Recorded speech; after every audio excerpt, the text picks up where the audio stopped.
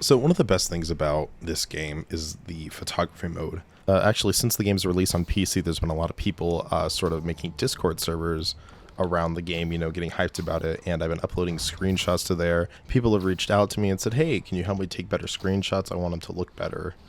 So this tutorial is going to just help people make their photos look a bit more professional. Now, obviously, the first step to that would be finding your location and getting your pose correct.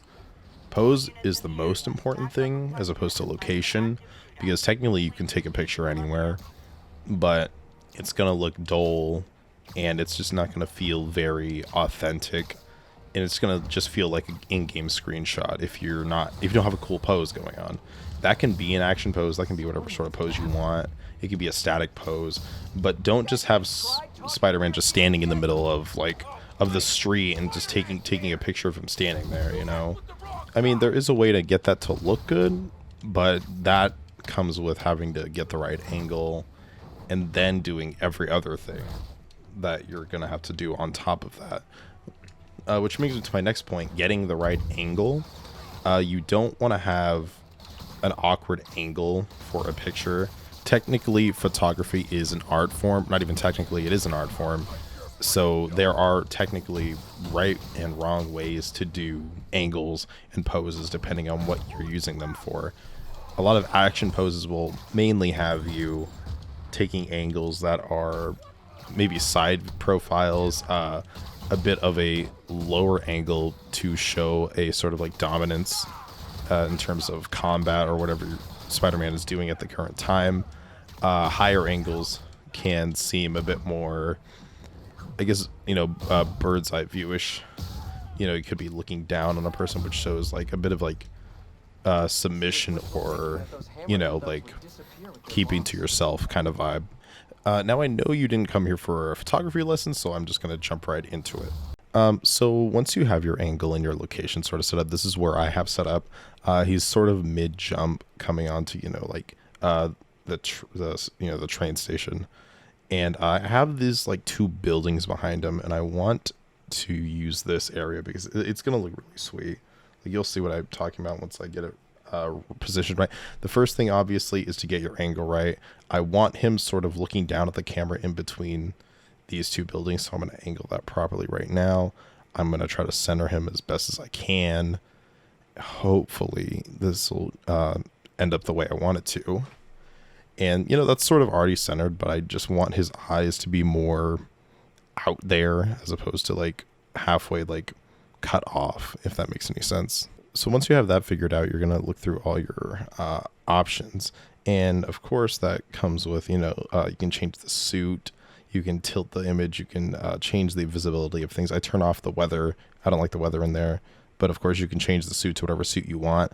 We are going to be working with the Scarlet Spider suit. And that's because I just like the way it looks. Oh, and if you see like an outline around the character right now, that's a shader. That's a completely different thing. You don't have to worry about that. I can't tell you how to do that from here. That's a completely different video. If you want to hear about that, let me know. So moving on, we are going to actually start off moving on to the lens. So we're going to start in the lens. You're going to go down to the focus distance and the aperture. You can mess with the exposure if you want to. I'm not going to touch that. I only want to focus on these two things. So for starters, I turn my focus distance all the way down and the aperture up, and you'll see why. You'll start getting a bit of a background blur, which is what we want. However, I don't want it to be so much on the buildings, so I'm going to turn the focus distance up to get a bit more clarity on the buildings so I can see a bit more of the windows and the brick. I don't want it too much. Some of the windows on the inside of the building, like down the, like the narrow hallway type thing. I don't want those all showing. So I'm going to like adjust it a bit more to get it the way I want it to be. So once you have that figured out, there's something called EDF range near and EDF aperture near. You don't want to mess with those. I sort of just leave them alone. Again, like I said, with the exposure, I'm not going to mess with it too much. I'm actually going to tone it down a bit to 39 because I do like the way it looks. You don't have to do that unless your image is really dark or, really light. It's up to you. Do not touch filters until the end. Trust me, they don't look good until you do everything else. And that's why we're going to move into lighting first. So our filter that we're going to add at the end doesn't look too saturated or washed out or too dark. So you're going to first mess with natural light. Lighting is super important. It's probably the most important thing that's going to make your pictures look a lot better. So we're going to start with natural light and make sure it's on. It'll be off for you.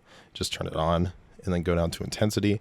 And you're going to start, it might be all the way down. You're going to start moving up. It'll change almost instantly. You can definitely tell there's a difference the second you move it up.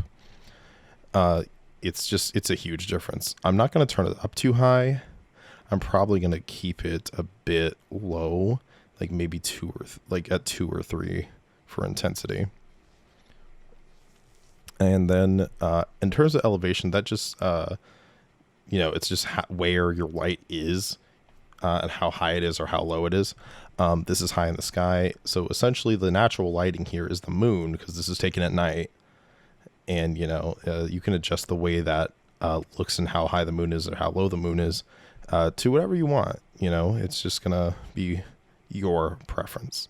I'm not really going to mess with rotation too much, but rotation obviously is just going to move the moon in a certain left and right position depending on where you want it, along the x-axis. This is too much. If you do like that sort of like bright light in the sky, I wouldn't, because I think there's too much glare. But if that's the look you're going for, then sure, 100%. But for now, I'm going to keep the elevation all the way up because that's where I think I like it the best. I'm going to turn it down to maybe like just a little bit more. Think about I think 80 is good. I think I'll keep it at 80. Okay. And then we have ambient light, which is street lights or window lights. And you'll see when I turn it all the way down that it's a huge difference. It looks super menacing and it's a really cool look, but that's not the look we're going for right now. But I love the way this looks. I'm going to turn it up a bit more, probably keep it at 2 or 3 again. Definitely not 0, but even though it does look pretty cool. You could also go as, high up. It just, it just brightens it and gives it more of it's ambient light. It's like street lights and stuff like that, which makes it a bit more realistic looking. I'm going to keep it at 2 though. Once you're done with that, you're going to head up to light 1 and don't get scared when you turn on the sphere light right now. And it's going to be like super bright at first. So just don't worry about it. So once you have radiation spider sort of on your screen, you're going to turn the intensity down like all the way. That's what I do because it's just too much light. I keep the color intensity down because I like to work with white light. You can also, make the lights different colors if you want to. We're not going to do that because, it's just not what I want to do. But you can see here that if I just turn it up, you can change it to like green and blue and, the spectrum, essentially. And after that, you're going to head down to distance. And you can mess with distance any way you want to. It's just how far the light is from you or how close it is to the subject. I like the underlight look of it, but we are going to keep it like a bit lower on the lower side just to get it more of like a subtle look as opposed to like a big in your face look. Like right there would be about perfect. You can mess with like the range of it any way you want to. Like a bit more brighter might look cool. And it's going to look a lot different depending on, the movement of it. Because you can also move the light around yourself, which you can see it down there moving. Because it has like a physical form you can see depending on the distance and the rotation of it. I want to get this under like shadow look on the bottom. Because it's going to look like a lot more, like I said earlier about angles and stuff. Lighting also amplifies the angle and what you want your angles to look like. So this is going to make it look a lot more like menacing as opposed to like a bit more bright if you had it up top. And once you're done with that, you can just keep messing around with it as much as you want to. But as soon as we are finished in lighting, we are going to move on to our filters and of course our frames as soon as we are done. So after that, you're going to head over to the filters and frames section. Now, as you can see, the filters are going to look a lot better compared to what they looked like before you added all the lighting and the focus behind them and such. I'm going to be using or I'm not going to use Filmic Color, actually. I was going to use Filmic Color, but it looks too green. So I'm actually going to use Spider Chrome There's also a bunch of these other filters you don't really have to work, because I mean, some of these just don't look good, like, at all. And I don't know why they're there, but it's all right. We are just going to be moving into using Spider Chrome. The thing with this, you also want to make sure you blend it right, because that filter is a bit too harsh on its own. Like if I kept it all the way up there, it's a bit too dark. So we're going to keep it somewhere in the middle. Like you can tell if you go to the bottom and like move up, you're going to find that sweet spot you like. And this is where it about is for me. And that's where I really like it. And so I'm going to keep it that way. And now I'm going to move on to frames. That's all you really have to do for filters. They just look away. It looks great, but I want a specific frame for this because I think it reminds me a bit too much of, like comic books. So I'm actually going to put the comic book frame on it right now. The thing is with the shader I have on this game right now, all the, you can see it through where it cuts off in some of the filters. Like you'll see like right about, right there, you can see the lamppost on the right and left, even though it's not supposed to technically be in the frame, like the outline there.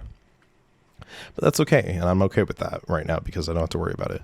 So I'm going to use this filter because I just really love like it feels like a comic book to me, and I like the way it looks. Even though my outlines are like on the left and right, I think it kind of blends in a bit, so it's not too noticeable, but it's still obviously very noticeable. I'm glad I could help you guys out with this video, and I hope you enjoyed it and hope it's easy to follow. Photography is a huge part of Peter Parker and Spider-Man in general, and I'm glad that this game added it, and it's just a super fun thing to see people get creative with it and get a lot of use out of it. So yeah, thanks for watching.